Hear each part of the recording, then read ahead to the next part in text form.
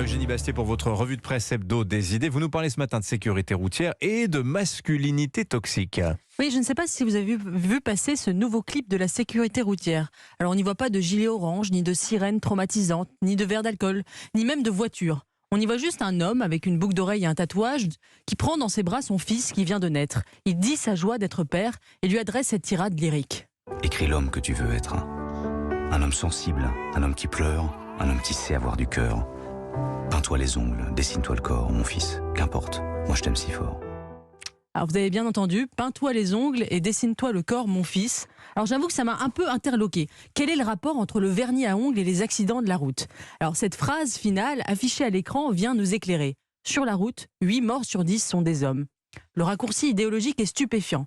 Puisque l'écrasante majorité des coupables et des victimes d'accidents de la route sont des hommes, c'est donc de la faute de la virilité. Déconstruisons-les donc dès le berceau pour éviter les tonneaux. Transformons les hommes en femmes et la route sera plus sûre. Élémentaire, mon cher Watson. Moi, je crois que c'était les voitures rouges le problème. Bon, on vous sent un peu sarcastique, j'ai dit. Pourtant, c'est bien une réalité statistique que les hommes sont plus dangereux sur la route que les femmes en voiture. Oui, alors de James Dean à Roger Nimier, mort tragiquement, en passant par l'amour immodéré des 0-3 ans pour les camions, c'est vrai qu'il y a un lien indiscutable entre la virilité et ceux qui roulent, de préférence vite.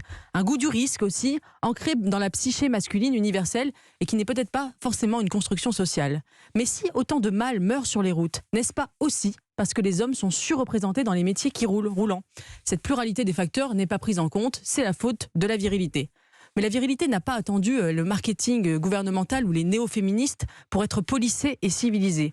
Écoutez par exemple le poème de Kipling. Ah oui. Tu seras un homme, mon fils, si tu peux être fort sans cesser d'être tendre. C'est quand même mieux que tu seras un homme déconstruit, mon enfant non binaire. C'est sûr. Ne nous y trompons pas. Derrière cette campagne en apparence innocente se cache tout un discours idéologique sur ce qu'on appelle la masculinité toxique. Il s'agit encore une fois de culpabiliser les hommes sur leur penchant. Ça vous agace que l'État se mêle comme ça de nos vies finalement? Il y a une intention de polissage là, des comportements. Oui, et je crois que c'est le cœur du sujet.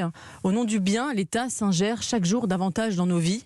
En janvier, un clip du ministère de la Santé nous rappelait même qu'il ne fallait pas dire « à votre santé » en buvant de l'alcool. Le despotisme doux, vous savez, dont parlait Tocqueville, n'a désormais plus de limites. On connaissait bien en France l'État nounou, on y est habitué. Mais là, on franchit un nouveau cap. On a carrément l'État woke, qui ne veut même plus seulement nous protéger, mais aussi nous déconstruire. Qui ne nous dit plus seulement « fais pas ci, fais pas ça », mais « ne sois pas ci, ne sois pas ça ». Alors vous savez ce que disait Georges Pompidou, un grand amateur de belles bagnoles et de vitesse. Arrêtez d'emmerder les Français.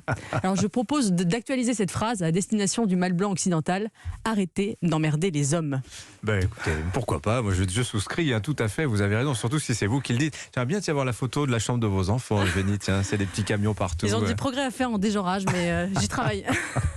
Merci beaucoup, Eugénie Bastier, c'est un plaisir. On vous retrouve vendredi. Non, on vous retrouvera plus tôt que ça. Vous serez mardi, évidemment, dans le Club de la Presse Europe 1, comme chaque semaine face à François Calfon. Bon week-end à vous. Merci à tous.